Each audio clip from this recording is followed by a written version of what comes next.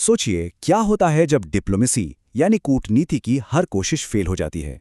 आज हम 2026 के ईरान युद्ध के पीछे की पूरी कहानी को समझेंगे। वो वजह हैं और वो घटनाएं जिन्होंने दशकों के तनाव को एक बहुत ही खतरनाक जंग में बदल दिया। चलिए सीधे चलते हैं फरवरी 2026 में। मिडिल ईस्ट में एक नया और बहुत ही खतरनाक युद्ध शुरू हो चुका है। लेकिन ये सब कुछ आप जानते हैं रातों रात नहीं हुआ। ये तो उन चिंगारियों का नतीजा था जो दशकों से सुलग रही थी और आखिरकार एक बड़े धमाके में बदल गई। इस सारी कहानी की जड़ें हमें मिलती हैं 1979 की ईरानी क्रांति में। इसी घटना ने ईरान और पश्चिम, खासकर अमेरिका के बीच लगभग आधी सदी तक चलने वाली दुश्मनी की नींव रखी थी। और ये सिर्फ कोई पॉलिटिकल मतभेद नहीं था, बल्कि विचारधाराओं का एक गहरा टकराव था। और जैसे जैसे वक्त बीतता गया, शांति के सारे रास्ते एक एक करके बंद होते चले गए। बातचीत की हर कोशिश नाकाम होती रही और कूटनीति के दरवाजे बंद हो गए। ऐसा लग रहा था कि अब टकराव के अलावा कोई और रास्ता बचा ही नहीं है। और फिर वो मोड़ आया, एक ब्रेकिंग पॉइंट जहां से वापसी का कोई रास्ता नहीं था। ईरान ने अपने न्यूक्लियर प्रोग्राम को उस हद तक आगे बढ़ा दिया था जिसे अमेरिका और इजराइल अपनी सुरक्षा के लिए एक सीधा खतरा मानने लगे थे। अब टकराव को टालना नामुमकिन सा हो गया था। तो इस ब्रेकिंग पॉइंट का नतीजा आप अंदाजा लगाइए। 28 फरवरी 2026 को सिर्फ 12 घंटों के अंदर लगभग 900, जी हां 900 हवाई हमले किए गए। ये नंबर ही अपने आप में इस जंग की शुरुआत के पैमाने को दिखाता है। बहुत बड़ा, बहुत तेज और जबरदस्त। तो सवाल ये उठता है कि हालात यहां तक पहुंचे कैसे? 40 साल की ये दुश्मनी आखिर एक फुल स्केल वॉर में कैसे बदल गई? इसे समझने के लिए हमें इतिहास में थोड़ा पीछे चलना होगा और कुछ जरूरी पड़ावों को देखना होगा। तो कहानी शुरू होती है 1979 में ईरान की इस्लामी क्रांति से, जिसने अमेरिका के एक बड़े सहयोगी शाह को सत्ता से बेदखल कर दिया। फिर 2000 के दशक में ईरान के खुफिया न्यूक्लियर प्रोग्राम का पर्दाफाश हुआ, जिससे पूरी दुनिया में चिंता की लहर दौड़ गई। इसके बाद 2015 में JCPOA यानी न्यूक्लियर डील साइन हुई।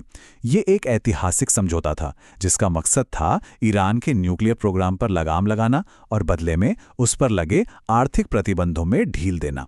लेकिन 2018 में सब कुछ बदल गया जब अमेरिका इस डील से बाहर हो गया और ईरान पर मैक्सिमम प्रेशर वाले अब तक के सबसे कड़े प्रतिबंध लगा दिए। अब इन प्रतिबंधों के जवाब में ईरान ने क्या किया? उन्होंने अपनी एक्सेस ऑफ रेजिस्टेंस, मतलब प्रतिरोध की धुरी वाली स्ट्रैटेजी को और भी मजबूत कर दिया। ये है क्या? ये हिजबुल्लाह, हमास और हूती जैसे प्रॉक्सी ग्रुप्स का एक नेटवर्क है। इस स्ट्रैटेजी के जरिए ईरान खुद सीधे लड़े बिना पूरे मिडिल ईस्ट में अमेरिकी और इजरायली ठिकानों को निशाना बनाता रहा। अब बात करते हैं उस दौर की जब हालात बहुत तेजी से बिगड़ने लगे। साल 2024 और 2025 वो साल थे जब प्रॉक्सी वॉर से बात आगे बढ़कर सीधी टक्कर तक आ गई और तनाव अपने चरम पर पहुंच गया था। जून 2025 में जो 12 दिन का युद्ध हुआ, वो आने वाले बड़े तूफान का एक छोटा सा ट्रेलर था। यूएन की न्यूक्लियर वॉचडॉग IAEA ने ईरान पर नियमों को तोड़ने का आरोप लगाया। जवाब में ईरान ने एक नई खुफिया न्यूक्लियर साइट बनाने का ऐलान कर दिया।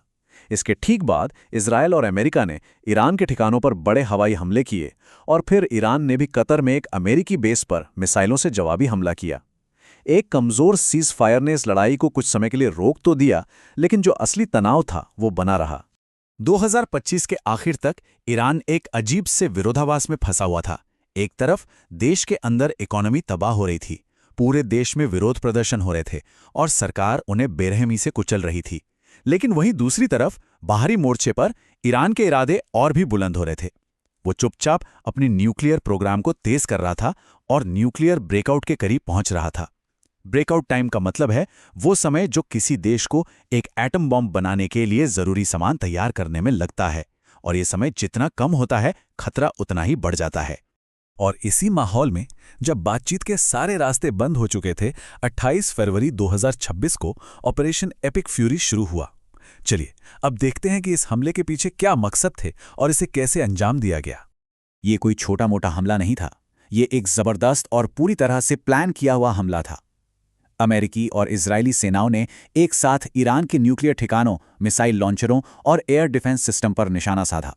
लेकिन सबसे बड़ा झटका तब लगा जब शुरुआती हमलों में ही ईरान के सुप्रीम लीडर अली खामनेई और ईरान की सबसे ताकतवर फौज IRGC के कई बड़े कमांडर मारे गए।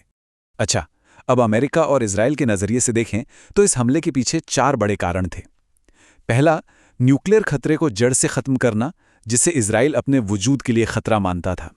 दूसरा, ईरान की लंबी दूरी की बैलिस्टिक मिसाइलों को तबाह करना।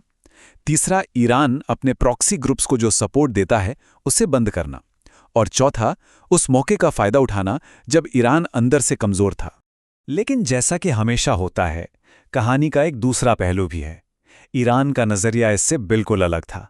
उनके लिए यह हमला ग्रेट सैटर्न यानी अमेरिका और लिटिल सैटर्न यानी इजराइल की तरफ से एक बिना उकसावे वाली आक्रामकता थी। उनका मानना था कि इसका असली मकसद ईरान की सरकार को गिराना और इस पूरे इलाके पर अपना दबदबा कायम करना था। और आज की तारीख में ये युद्ध अपने चौथे हफ्ते में पहुंच चुका है। हमले अभी भी जारी हैं और पूरा मिडल ईस्ट एक अनिश्चित भविष्य की ओर देख रहा है। तो अब जब कूटनीति की उम्मीदें राख हो चुकी हैं और जंग की आग भड़क रही है, सबसे बड़ा सवाल यह है कि इस युद्ध का अंजाम क्या होगा। क्या ये एक लंबे और विनाशकारी क्षेत्रीय संघर्ष में बदल जाएगा, या फिर सत्ता का समीकरण किसी ऐसे तरीके से बदलेगा जिसकी किसी ने उम्मीद भी नहीं की थी। दांव पर इस पूरे इलाके का भविष्य लगा है।